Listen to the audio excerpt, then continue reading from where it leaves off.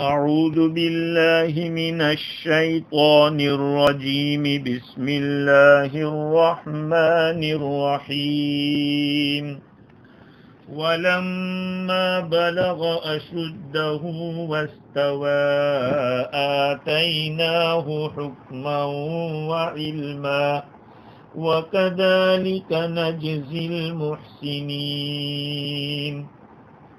ودخل المدينة على حين غفلة من أهلها فوجد فيها رجلين يقتتلان هذا من شيعته وهذا من عدوه فاستغاثه الذي من شيعته على الذي من عدوه فوكزه موسى فقضى عليه قال هذا من عمل الشيطان إنه لكم عدو مبين قال رب إني ظلمت نفسي فاغفر لي فغفر له إنه هو الغفور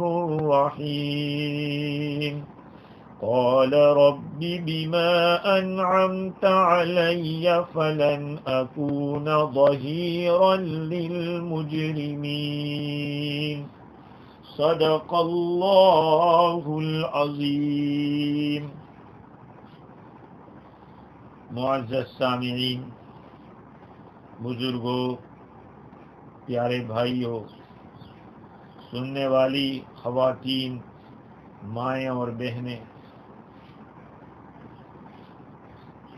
گفتگو ہماری چل رہی تھی کہ حضرت موسیٰ علیہ السلام اپنی والدہ کے گھر پہنچ چکے ہیں۔ اب دھیرے دھیرے آپ کی پرورش ہو رہی ہے، اپنی والدہ کے پاس رہتے ہیں۔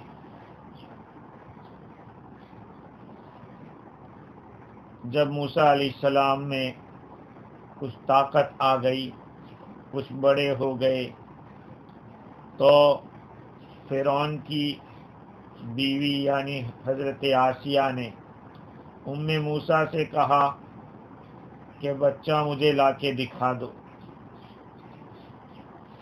فرعون کی اہلیہ نے اپنے سب درباریوں کو حکم دیا کہ آج بچہ ہمارے گھر آ رہا ہے، تم میں سے کوئی ایسا نہ ہو جو اس بچے کا اکرام نہ کرے اور کوئی ہدیہ اس کو پیش نہ کرے۔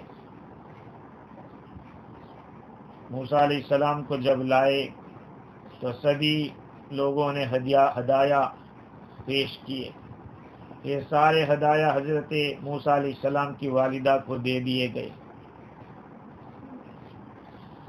حضرت آسیہ نے فرمایا کہ اب میں اس بچے کو فرعون کے پاس لے جاتی ہوں، وہ ان کو انعام اور تحفے دیں گے۔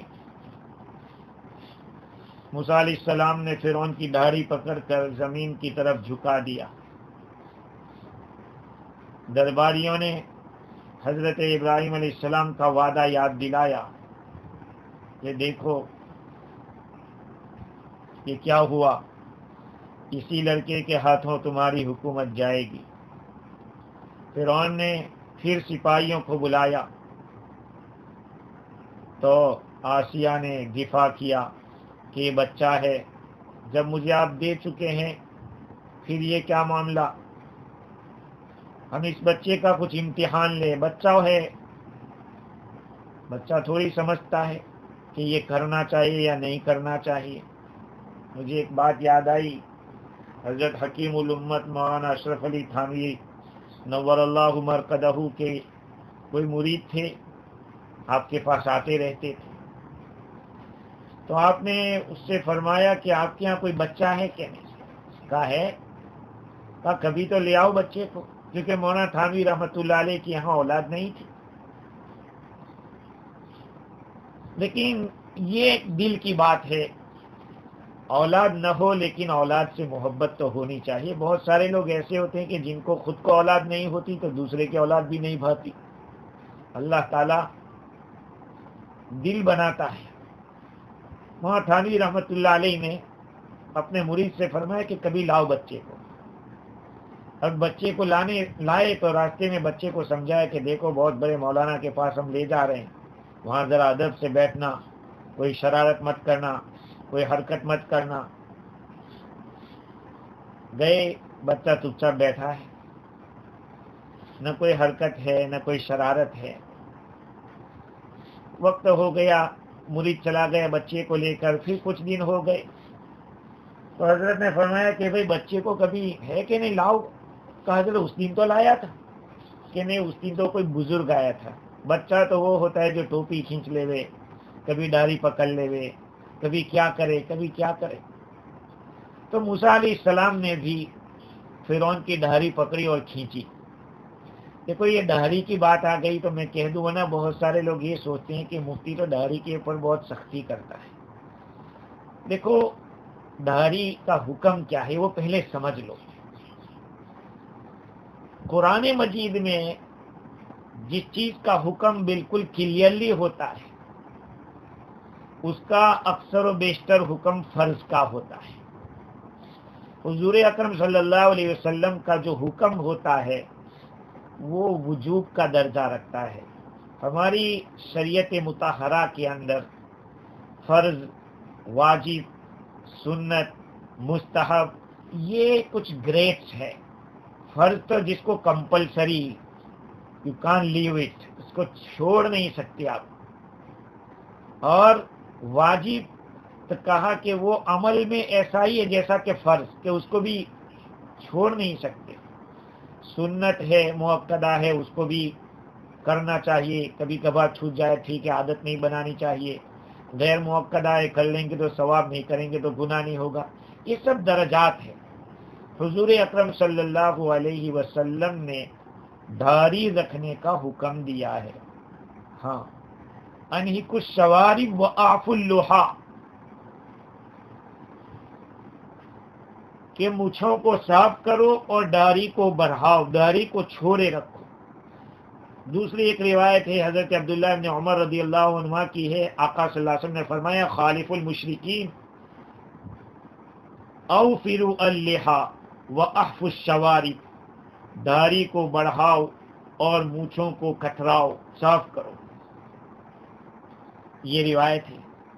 اور ایک روایت ہے عن عائشہ رضی اللہ تعالی عنہا عن النبی صلی اللہ علیہ وسلم عشر من الفطرہ قص الشارب واعفاء اللحیہ، اللہ کے نبی صلی اللہ علیہ وسلم نے فرمایا کہ 10 چیزیں فطرت کی ہے، فطرت سلیمہ، صحیح طبیعت کی، صحیح المزاج کی 10 چیزیں ہیں، یعنی جس کا فطرت صحیح ہوگی وہ ان 10 چیزوں کو نہیں چھوڑے گا۔ ایک ہے قص الشارب، مونچھوں کو کتروانا،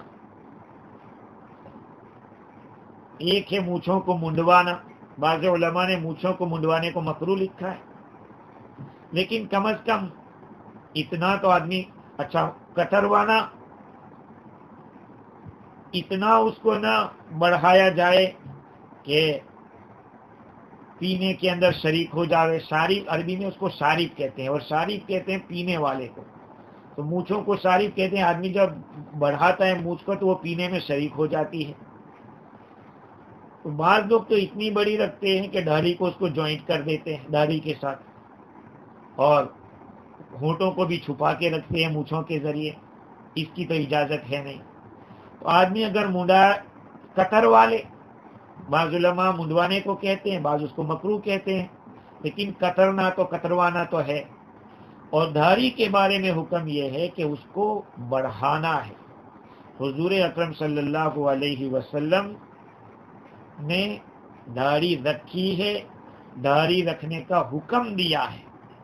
چنانچہ حضرت انس بن مالک رضی اللہ تعالی عنہ روایت کرتے ہیں ان رسول اللہ صلی اللہ علیہ وسلم کان اذا توضأ اخذ کفا من ماء فادخل تحت حنکه فخلل به لحیته، آپ صلی اللہ علیہ وسلم جب وضو فرماتے تھے تو پانی لیتے تھے ہتھیلی کے اندر، پھر اس کو اپنے ٹھڈی کے اندر داخل کرتے تھے اور اس کے ذریعے داڑھی کا خلال کرتے تھے۔ یہاں ایک بات میں کہہ دوں کہ ہم لوگ آج وضو تو کرتے ہیں، لیکن وضو کے اندر بہت سارے مستحبات اور سنتیں چھوڑ دیتے ہیں، جیسے کہ ہاتھ کی انگلیوں کا خلال کرنا، پاؤں کی انگلیوں کا خلال کرنا، داڑھی کا خلال کرنا، یہ سارے خلال ہیں۔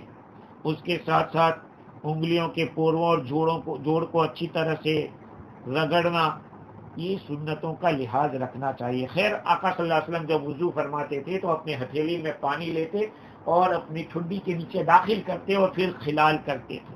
بھئی خلال کب ہو سکتا ہے؟ بڑی داڑھی ہوگی تبھی۔ اگر کھشکھشی چھوٹی سی اگر داڑھی رکھی ہے تو اس سے کیا ہوگا؟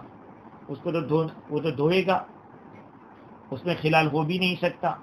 خلال کا مطلب یہ ہے کہ بالوں کے اندر انگلیاں داخل کرنا، تو بال بڑے ہوں گے تو انگلیاں داخل ہوگی۔ اور ایک روایت ہے جو پہلے روایت کی خلال والی، وہ ابو داؤد شریف کی روایت ہے، کان النبی صلی اللہ علیہ وسلم کسلی یا یملأ صدرہ، یہ شمائل ترمذی کی روایت ہے۔ آپ صلی اللہ علیہ وسلم گھنی داڑھی والے تھے جس سے آپ کا سینہ بھر جاتا تھا۔ اور عمرو بن شعیب عن ابیہ عن جدہ روایت ہے، نبی کریم صلی اللہ علیہ وسلم کان یاخذ من لحیتہ من عرضها وطولها، یہ ترمذی شریف کی روایت ہے کہ آپ صلی اللہ علیہ وسلم اپنی داڑھی میں سے، چوڑائی میں سے اور لمبائی میں سے تھوڑا کاٹتے تھے۔ یہیں سے علماء کرام نے یہ مسئلہ بیان کیا ہے کہ ایک مشتقی داڑھی تو ہے، چاروں امام میں سے کسی نے بھی داڑھی کاٹنے کی اجازت نہیں دی ہے۔ ہاں، چاروں امام کہتے ہیں کہ ایک مشتقی برابر داڑھی رکھنا ضروری ہے۔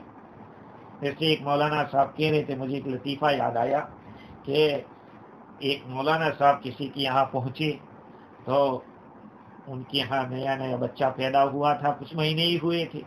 اب یہ مولانا نے جب اٹھایا تو وہ بچہ رونے لگا، تو گھر والوں نے کہا دیکھو اسی لیے ہم داڑھی نہیں رکھتے ہیں، بچے ڈر جاتے ہیں داڑھی کی وجہ سے۔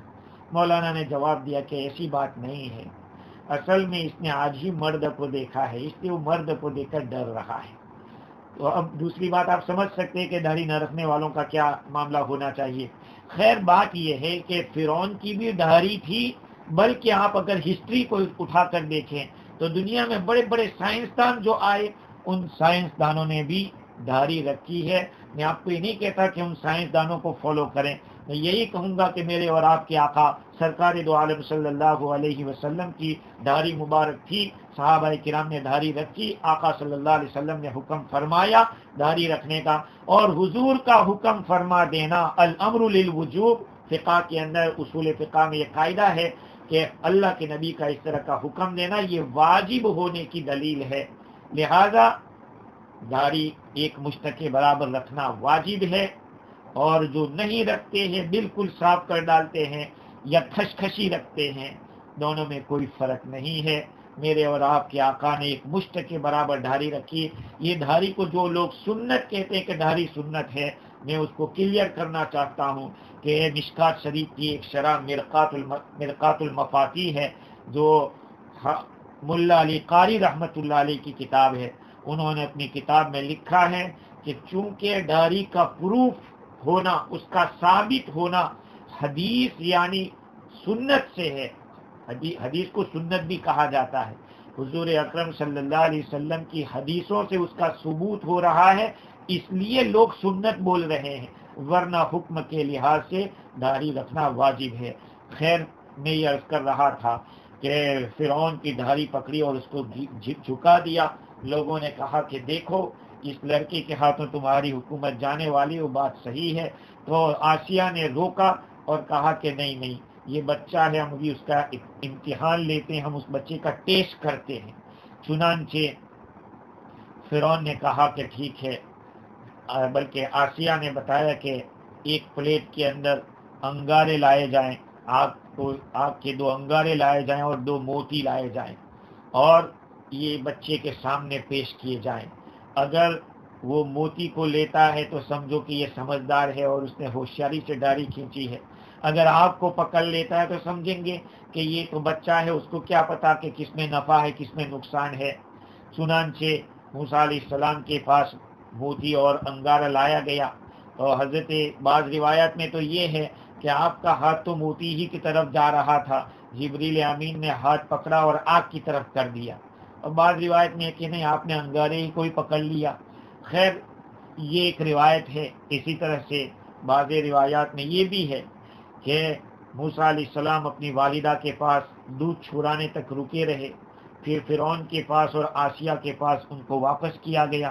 اب موسیٰ علیہ السلام فرعون کی پرورش کے اندر بڑے ہو رہے ہیں، فرعون کی بیوی بھی آپ کی تربیت میں لگی ہے، اپنے ہاتھوں سے خدمت کر رہی ہے، اپنا بیٹے کی طرح بنا لیا۔ ایک مرتبہ حضرت موسیٰ علیہ السلام بچپن میں کھیل رہے تھے، فرعون بھی سامنے تھا، اور حضرت موسیٰ علیہ السلام کے ہاتھ میں کوئی ٹہنی تھی درخت کی، لی کھیلتے کھیلتے اور اس کو اٹھایا اور فرعون کے سر پہ زور سے دے مارا۔ فرعون غصے ہو گیا اور اس نے اس سے بدفعلی لی کہ یہ ابھی سے سر پہ مار رہا ہے تو آگے چل کے کیا کرے گا، لہذا اس کو قتل کر دینا چاہیے۔ آسیہ نے کہا کہ بادشاہ تم غصے مت ہو اور زیادہ سختی مت کرو، یہ تو چھوٹا بچہ ہے، سمجھتا کہاں ہے۔ لہذا وہ بات جو تختکی میں نے کہی تھی کہ جس میں انگارہ اور موتی یا سونا لایا گیا، حضرت موسیٰ علیہ السلام نے دیکھا، اپنا ہاتھ بڑھایا تاکہ وہ موتی کو پکڑے یا سونے تھا اس کو پکڑے، فرشتے نے ان کا ہاتھ پکڑ کے آگ کے اوپر رکھ دیا۔ موسیٰ علیہ السلام نے اس کو پکڑا اور منہ تک لے گئے، یہاں تک کہ منہ کے اندر قریب کر دیا، ڈال دیا، بالکل رکھ دیا منہ میں۔ حضرت موسیٰ علیہ السلام نے اس انگارے کی حرارت کو پایا۔ آسیہ نے فرعون سے کہا کہ دیکھو میں نے آپ کو نہیں کہا تھا کہ یہ بچہ ہے، سمجھتا نہیں ہے، اس لیے اس نے آپ کو یہ مار دیا۔ فرعون نے اپنا ہاتھ روک لیا اور آسیہ کی بات کی تصدیق کی کہ ٹھیک ہے، صحیح ہے، اور قتل کا جو حکم دیا تھا وہ اس نے واپس لے لیا۔ علماء کرام لکھتے ہیں کہ حضرت موسیٰ علیہ السلام کی زبان میں لکنت تھی، یہ لکنت یہیں سے پیدا ہوئی تھی آپ کی زبان کے اندر، جیسے کہ آگے چل کے بات آئے گی۔ اللہ تعالیٰ موسیٰ علیہ السلام کو حکم دیتے ہیں جاؤ آپ فرعون کو سمجھاؤ، تو پھر حضرت موسیٰ علیہ السلام اللہ تعالیٰ سے درخواست کرتے ہیں کہ میرا بھائی ہارون بہت اچھی طرح بات کر لیتا ہے، فصاحت ہے، وضاحت ہے، صفائی سے بات کر لیتا ہے۔ تو یہاں پر حضرت موسیٰ علیہ السلام کی جو لکنت ہوئی تھی اس کی وجہ یہ بنی تھی۔ خیر اللہ تعالیٰ فرماتے ہیں وَلَمَّا بَلَغَ أَشُدَّهُ وَاسْتَوَىٰ آتَيْنَاهُ حُكْمًا وَعِلْمًا، اور جب حضرت موسیٰ علیہ السلام اپنی جوانی کو پہنچ گئے اور بالکل سنبھل گئے تو ہم نے ان کو حکمت اور علم عطا فرمایا۔ یہاں دو باتیں ہیں، ایک تو یہ ہے کہ اپنی جوانی کو پہنچ گئے اور برابر ہو گئے، یہ دونوں ایک ہی معنی ہے یا دونوں الگ الگ ہیں؟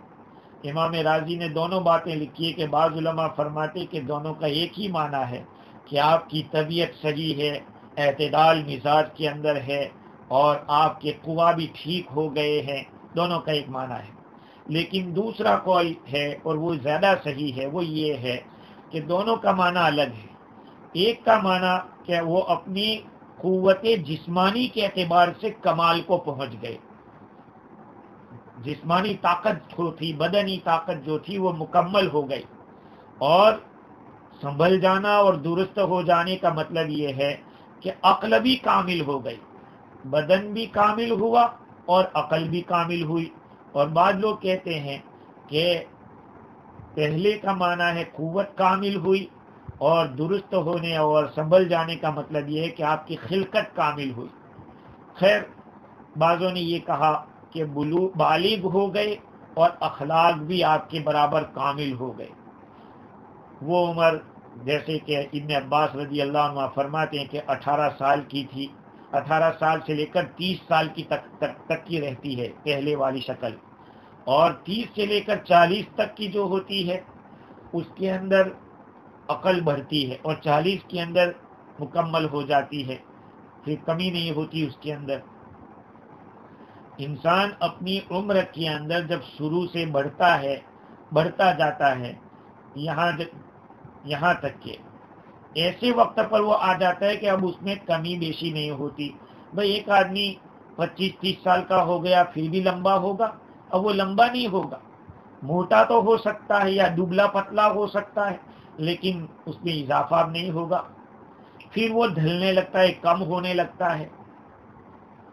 تو پہلی جو شکل ہوتی ہے بڑھنے کی وہ 20 تک ہوتی ہے، اور 20 سے لے کر 30 تک خوب طاقت ہوتی ہے، اور 30 سے لے کر 40 تک وقوف رہتا ہے، سٹاپ ہو جاتا ہے، نہ بڑھتا ہے نہ کم ہوتا ہے. یہاں تک کہ 40 سے لے کر 60 تک دھیرے دھیرے کم ہونا شروع ہو جاتا ہے. اور 60 کے بعد سے آدمی عمر کے آخری حصے میں جاتا ہے. ہمارے یہاں تو فجی میں تو 60 کو تو آدمی کہتا ہے کہ اب تو جینے کا مزہ آ رہا ہے. ارے اللہ کے بندو، اب تو 40 کے بعد تو آدمی کو سوچ لینا چاہیے کہ ہم اللہ ہم کریں اور اللہ کی طرف متوجہ ہو. شیخ سعدی رحمۃ اللہ علیہ کیا فرماتے ہیں؟ چہل سال عمر عزیزت گدش، مزاج تو از حال طفلی نگش. تیری عمر کے پیاری عمر کے 40 سال گزر گئے، لیکن ابھی بھی تیرا بچپنا نہیں گیا ہے. یہاں تو 65 کے بعد بھی لوگ کہتے ہیں کہ بہت کم عمر تھی. 65 میں اگر کوئی گزر جاتا ہے، 60 میں گزرتا ہے تو کہتے ہیں کہ بہت کم عمر تھی. ارے میرے اور آپ کے آقا کی عمر 63 سال کی تھی، 63 کی تھی. 40 کے بعد آدمی کو سمجھ لینا چاہیے کہ اب اترنے والا ہے. کتنا جاتا ہے وہ تو اللہ ہی جانتا ہے، لیکن زیادہ اللہ کی طرف رغبت ہونی چاہیے. بال تھوڑے سے پکنے شروع ہو جائے تو سمجھ لو کہ آم تھوڑا سا پیلا ہوتا ہے تو توڑ لیتے ہیں کہ کہیں گر جائے گا تو بگڑ جائے گا، برباد ہو جائے گا. کیونکہ پیلا ہوا تھوڑا کہ وہ اب پک گیا ہے، وہ گرے گا، کبھی بھی گر سکتا ہے. ایسے ہی ہمارے بال بھی تھوڑے سفید ہو گئے ہو تو سمجھ لینا چاہیے کہ اب ہمیں اس میں کیا کرنا ہے. خیر، حضرت موسیٰ علیہ السلام اپنی عمر کے اس درجے کو پہنچ گئے تو اللہ تعالیٰ فرماتے ہیں کہ ہم نے ان کو حکم بھی دیا اور علم بھی دیا. اب یہ حکم اور علم کیا ہے؟ علماء کرام فرماتے ہیں، بعضوں نے کہا کہ حکم سے مراد نبوت ہے، اور نبوت کے ساتھ جو کچھ علوم اور اخلاق ہوتے ہیں وہ. لیکن یہ اگر معنی ہم مراد لیتے ہیں تو پھر بعد میں چل کر جو واقعہ پیش آ رہا ہے، ایک قبطی کو مار دیا تھا، ایک گھونسا اور گھونسے میں مر گیا تھا، تو پھر یہ کہنا پڑے گا کہ وہ واقعہ پہلے ہوا تھا. اور یہ آیت کے اندر چونکہ ترتیب نہیں ہے، اللہ تعالیٰ نے قرآن مجید کے اندر جو بیان کیا ہے ضروری نہیں ہے کہ واقع ہونے کے اعتبار سے وہی ترتیب ہو. کبھی واقعہ پہلے بیان کر دیتے ہیں اور بعد میں آنے والے واقعے کو پہلے بیان کرتے ہیں، پہلے والے کو بعد میں بیان کرتے ہیں. بعض علماء فرماتے ہیں کہ حکمت اور علم دیا. اللہ تعالیٰ نے موسیٰ علیہ السلام کو حکمت بھی دی اور علم بھی دیا. دیکھو، نبوت انسانی کوالٹی کے اندر اعلیٰ درجے کی کوالٹی ہے. انسان میں جو کوالٹیز ہو سکتی ہے، ان ساری کوالٹی میں بڑھیا سے بڑھیا اگر کوالٹی ہے جس کے بعد کوئی کوالٹی نہیں، وہ نبوت ہے. اور یہ کمال فی العلم اور سیرت مرضی یا اچھے اخلاق، اس سے وہ نبوت مسبوق ہونی چاہیے. مطلب یہ ہے کہ اللہ رب العزت نے حضرت موسیٰ علیہ السلام کو حکمت اور علم دیا اور بعد میں نبوت عطا فرمائی.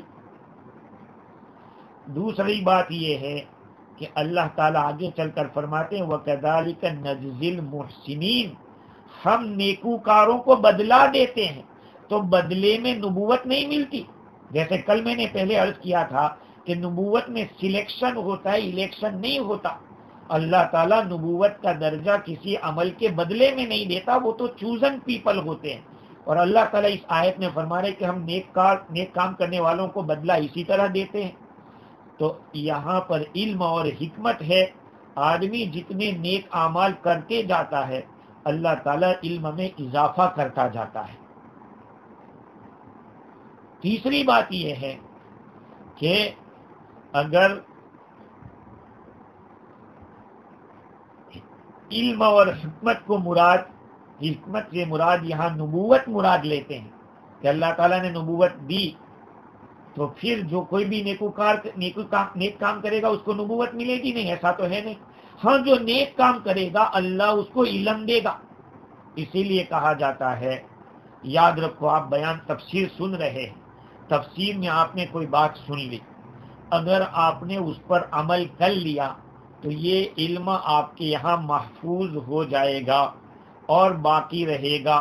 ابھی جیسے میں آپ کو بتا رہا ہوں کہ سجدہ تلاوت ہے، سجدہ تلاوت کے بارے میں ایک دن مطالعہ کر رہا تھا مستدرک حاکم کا، تو اس میں نے ایک روایت دیکھی کہ آقا صلی اللہ علیہ وسلم سجدہ تلاوت کے اندر اور جو دعائیں پڑھتے تھے اس کے سوا ایک دعا یہ بھی پڑھتے تھے کہ سجد وجہی للذی خلق وشق له سمعه وبصره بحوله وقوته فتبارک اللہ احسن الخالقین. اب یہ دعا میں نے پڑھی، میں نے اس کو یاد کی، پھر میں نے کوشش کی کہ اس کو عمل میں لائے. ایک دفعہ پڑھا، 2 دفعہ پڑھا، کچھ غلطی ہوئی، پھر 3 دفعہ پڑھا، وہ یاد ہو گئی. ایسے آپ لوگ بھی میرے سننے والے پیارے بھائی اور ماں اور بہنوں، آپ کو ایسی بات سنو، اپنی زندگی میں لاؤ، عمل میں لاؤ گے تو علم میں اضافہ ہوگا. اگر آپ نے عمل میں اس کو لیا ہی نہیں تو پھر جو علم آیا تو وہ بھی چلا جائے گا.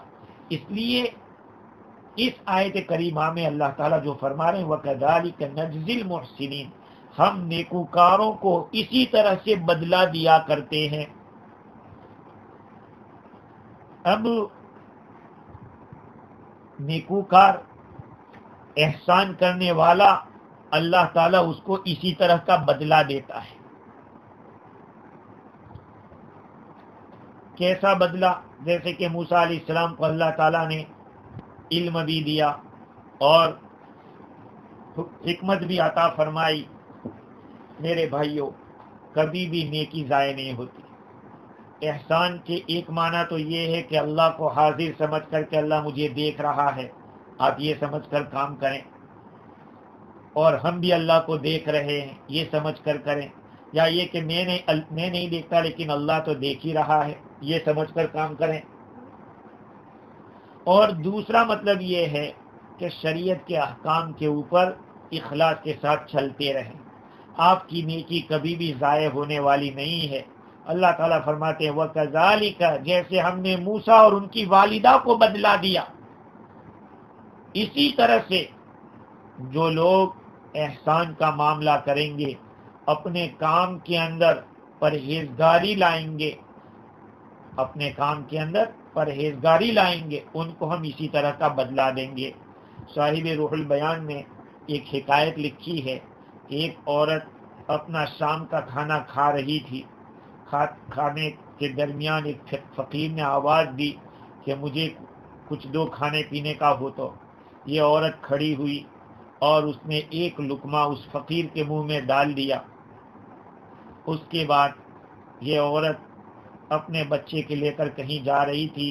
ایک کونے میں لڑکے کو اس نے رکھا، چھوٹا سا بچہ تھا. کیا ہوا، وہ ادھر ادھر اپنے کام میں لگ گئی. اتنے میں ایک بھیڑیا آیا، اس بھیڑیے نے اس بچے کو اچک لیا اور لے کر بھاگا.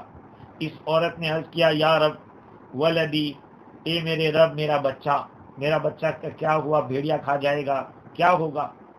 جب یہ یا رب کہا اس عورت نے، اتنے میں کیا دیکھتی ہے کہ ایک اللہ کی طرف سے ایک آدمی آتا ہے، اس بھیڑیے کی گردن پکڑ کے اس بچے کو اس کے منہ سے نکالتا ہے، جبکہ بچے کو کوئی تکلیف نہیں ہوئی تھی. اور اس آدمی نے یہ اس عورت سے یہ کہا هذه اللقمة بتلك اللقمة التي وضعتها في فم السائل، کہ یہ بھیڑیے کا جو لقمہ ہے تجھے واپس مل رہا ہے تیرے اس لقمے کے بدلے میں جو تو نے فلاں سائل کے منہ کے اندر رکھا تھا، یہ اس کا بدلہ تجھے دیا جا رہا ہے. تو دیکھیے، احسان کرنا، بندے کا نیکی کرنا، یہ اس کو کام لگتی ہے. کبھی نہ کبھی وہ بولتی ہے، نیکی بولتی ہے۔ دوسری ایک حکایت صاحب روح البیان نے بتائی کہ ایک عورت تھی، اس کے پاس ایک بکری تھی جس سے وہ اپنا اور اپنے گھر والوں کا، اپنے اولاد کا سب کا گزارا کر رہی تھی۔ ایک مرتبہ اس کے گھر ایک مہمان آ گئے، کوئی چیز کھانے کی تھی نہیں، اس عورت نے بکری ہی کو ذبح کر دیا، بکری ذبح کی، اس کو مہمان کو کھلا دیا۔ پھر اللہ تعالیٰ نے اس کے بدلے میں اس عورت کو دوسری بکری دی۔ وہ ایسی بکری تھی کہ جس کے تھن سے دودھ اور شہد نکلتا تھا۔ دودھ تو نکلنا تو سمجھ میں آتا ہے، لیکن اس سے ہنی بھی نکلتا تھا۔ یہ بات لوگوں کے اندر فیمس ہو گئی کہ اس طرح سے ان کے ہاں بکری کو دودھ بھی نکلتا ہے اور شہد بھی نکلتا ہے۔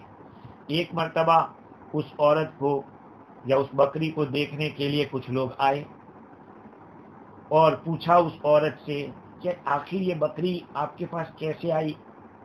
اس نے کہا انہا کانت ترعی فی قلوب المریدین، یعنی اللہ رب العزت نے اس کے ایک مہمان کے ساتھ حسن سلوک کیا تھا، اس کے بدلے میں یہ دوسری بکری مجھے دی ہے۔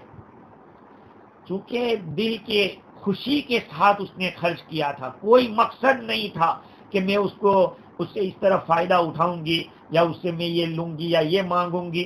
اللہ تعالیٰ نے اس کی سچائی کے اوپر یہ بکری عطا فرمائی۔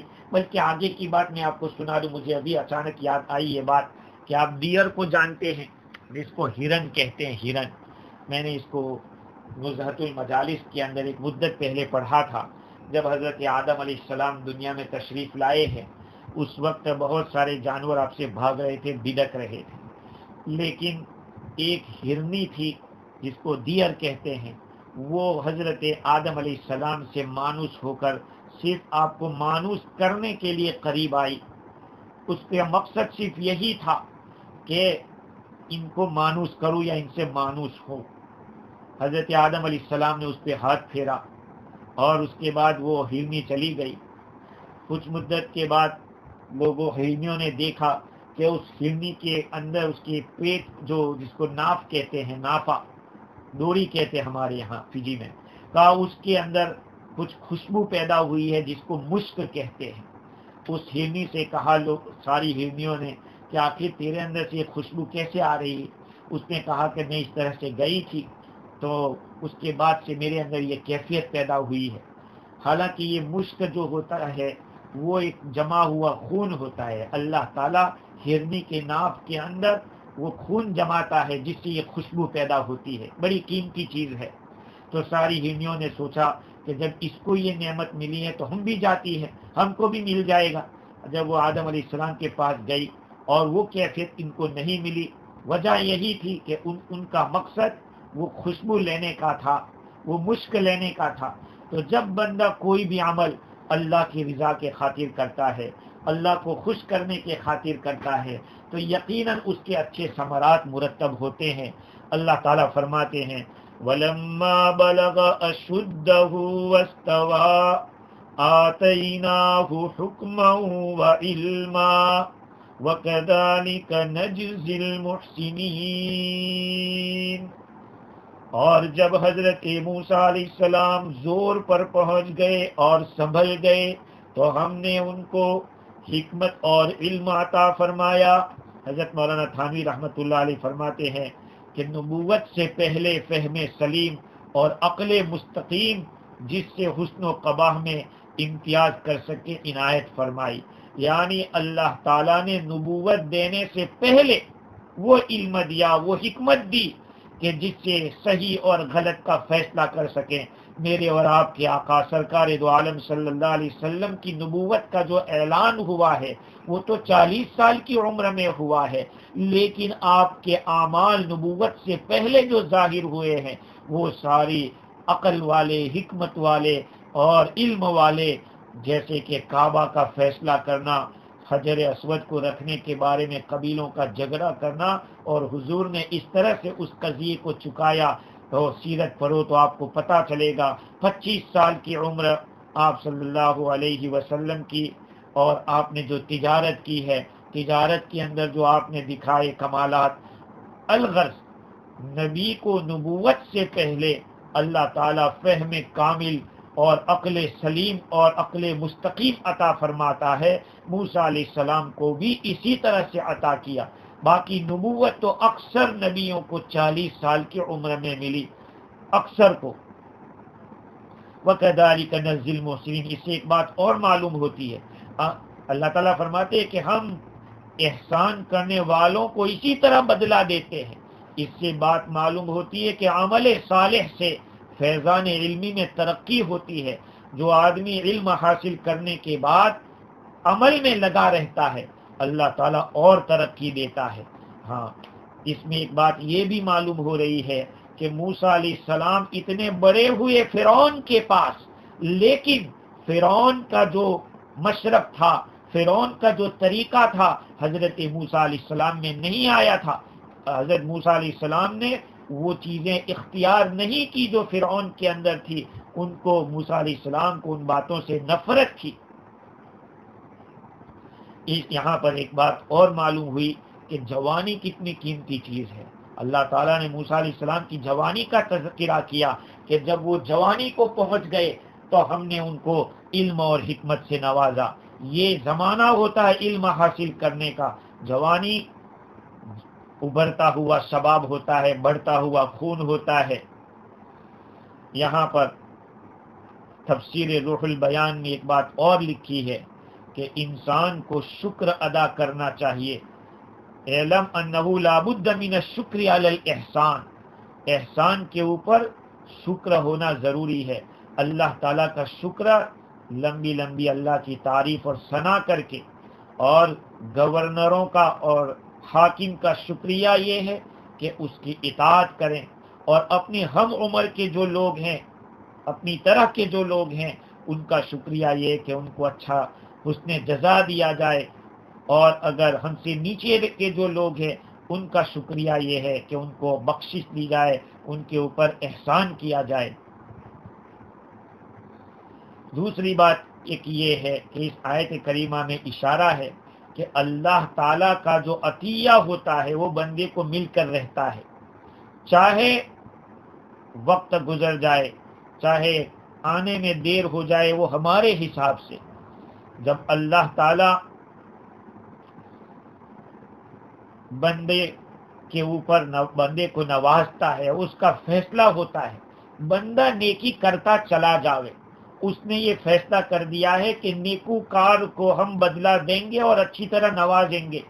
ہو سکتا ہے کہ اس کا وقت آنے میں ہمارے حساب سے دیر ہو، اللہ تعالیٰ کے یہاں کوئی دیر نہیں ہوتی ہے، کیونکہ قرآن کا وعدہ ہے فَإِنَّ الْمُحْسِنَ لَا بُدَّ وَأَن يُجَازَ بِالْإِحْسَانِ، اللہ کا وعدہ ہے هَلْ جَزَاءُ الْإِحْسَانِ إِلَّا الْإِحْسَانُ، تم نیکیاں کرو گے تو تمہاری نیکیوں کا بدلہ کبھی ضائع ہونے والا نہیں۔ وَكَذَلِكَ نَجْزِي الْمُحْسِنِينَ، ہم احسان کرنے والوں کو، اچھائی کرنے والوں کو اسی طرح بدلہ دیتے ہیں جیسے موسیٰ علیہ السلام ان کی والدہ کو دیا۔ اگر آج کا اس امت کا بھی جو آدمی نیک کام کرے گا اس کا بدلہ ضائع ہونے والا نہیں ہے۔ نیکی کر دریا میں ڈال، اگر مچھلی کو پتہ نہیں لیکن مچھلی کے پیدا کرنے والے کو ضرور پتا ہے کہ میرے بندے نے کون سی نیکی کی ہے۔ خیر، آگے اللہ تعالیٰ نے حضرت موسیٰ علیہ السلام کے واقعے کو آگے اور بڑھایا۔ اللہ تعالیٰ فرماتے ہیں وَدَخَلَ الْمَدِينَةَ عَلَى حِينِ غَفْلَةٍ مِّنْ أَهْلِهَا فَوَجَدَ فِيهَا رَجُلَيْنِ يَقْتَتِلَانِ هَذَا مِنْ شِيعَتِهِ وَهَذَا مِنْ عَدُوِّهِ، اور حضرت موسیٰ علیہ السلام شہر کے اندر داخل ہوئے اس وقت جب کہ لوگ غفلت کے اندر تھے، تو آپ نے شہر کے اندر دو آدمیوں کو لڑتے دیکھا، دو ایسے آدمیوں کو دیکھا جو لڑ رہے تھے۔ ہذا من شیعتہ وہذا من عدوی، یہ تو حضرت موسیٰ علیہ السلام کی پارٹی کے تھے اور دوسرا ان کے دشمن کی پارٹی کا۔ ایک آدمی بنی اسرائیل کا تھا اور ایک فرعون کے لوگوں میں سے تھا، ان دونوں کی فائٹنگ چل رہی تھی۔ فاستغاثه الذي من شيعته على الذي من عدوه، موسیٰ علیہ السلام کو فریاد کی، موسیٰ علیہ السلام سے فریاد کی اس آدمی نے جو آپ کی جماعت میں سے تھا، اس آدمی کے خلاف جو کہ ان کے دشمن میں سے تھا. فَوَكَزَهُ مُوسَى فَقَضَى عَلَيْهِ، پھر موسیٰ علیہ السلام نے اس کو مکہ مارا، جو دشمن کے گروپ کا تھا اس کو ایک مکہ مارا، وہیں پر اس کا کام تمام کر دیا، وہ مر گیا. قال هذا من عمل الشیطان، موسیٰ علیہ السلام نے عرض کیا یہ تو شیطان کے کام میں سے ہے، یعنی اللہ تعالیٰ سے. قال هذا من عمل الشیطان، موسیٰ علیہ السلام یہ بول پڑے کہ یہ شیطان کے کام میں سے ہے. انه عدو مضل مبین، بے شک وہ تو ایسا دشمن ہے جو کھلا ہوا بہکانے والا ہے. قال رب انی ظلمت نفسی فاغفر لی فغفر له، موسیٰ علیہ السلام نے عرض کیا کہ اے میرے رب، میں نے اپنے آپ پر ظلم کیا ہے، میں نے برا کیا اپنی جان پر، بس تو مجھے معاف کر دے. اللہ تعالیٰ نے ان کو معاف کر دیا. انہ هو الغفور الرحیم، بے شک اللہ ہی بخشنے والا رحم کرنے والا ہے. یہ واقعہ ہے، موسیٰ علیہ السلام شہر میں داخل ہوتے ہیں. اب یہ کون سا شہر ہے؟ لوگ غفلت میں تھے تو وہ غفلت کا وقت کون سا ہوگا؟ انشاءاللہ اس پر مزید روشنی آئندہ کل ڈالی جائے گی. اللہ تعالیٰ مجھے اور آپ کو قرآن مجید پر عمل کرنے والا بنائے، قرآن مجید کے حقوق کو ادا کرنے والا بنائے. اور میرے بھائیوں، تفسیر کو سنو تو تھوڑا دھیان سے بھی سنیں، اور ایسا نہ ہو کہ آپ بستر پہ لیٹے لیٹے سن رہے ہیں. یہ قرآن کا درس ہے، اور قرآن سے وابستہ جتنی بھی چیزیں ہیں، چاہے تعلیم حدیث کی ہو، چاہے قرآن کی ہو یا قرآن کی تلاوت ہو، اس کو بھی سنو تو ادب کے ساتھ بیٹھ کر سنیں اور احترام کے ساتھ سنیں، اس لیے کہ یہ علم نبوت ہے. علم نبوت بغیر رسپیکٹ اور بغیر ادب کے نہیں آتا ہے، اس کو ادب سے سنا جائے. ورنہ میں نے دنیا میں دیکھا کئی جگہوں پہ اسکینا ہوتا ہے، اسکینا پہ بیان جا رہا ہے، لوگ لیٹے لیٹے سن رہے ہیں، تو کہاں خاک اس کے اثرات ہوں گے. اگر ہم اپنی زندگی میں کچھ پیدا کرنا چاہتے ہیں تو ان ساری چیزوں کا ادب کریں. ادب سے ہی انسان انسان ہے، ادب جو نہ سیکھے وہ حیوان ہے. وما توفیقی الا باللہ.